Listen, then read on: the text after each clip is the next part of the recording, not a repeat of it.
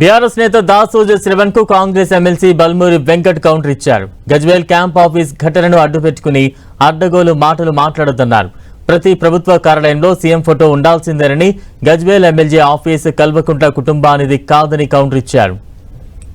ఈ రోజు గజ్వేల్ లో జరిగిన సంఘటనని అడ్డం పెట్టుకుని బీఆర్ఎస్ పార్టీ నాయకులు నోటికి వచ్చినట్టు మాట్లాడుతున్నారు.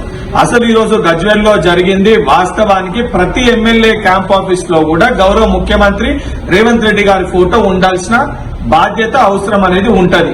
అదేదో కేసీఆర్ బంగ్లానో లేదా కల్వకుంట్ల సొత్తు వాళ్ళ ఆస్తి అన్నట్టు నోటికి వచ్చినట్టు బీఆర్ఎస్ పార్టీ నాయకులు మాట్లాడుతారు. సిగ్గుండాలా మీరు మాట్లాడడానికి? మరి బీఆర్ఎస్ పార్టీ అధికారంలో ఉన్నప్పుడు ప్రతి ఎమ్మెల్యే క్యాంప్ ఆఫీస్ లో మరి కేసీఆర్ గారి ఫోటో ఆ రోజు పెట్టలేదా?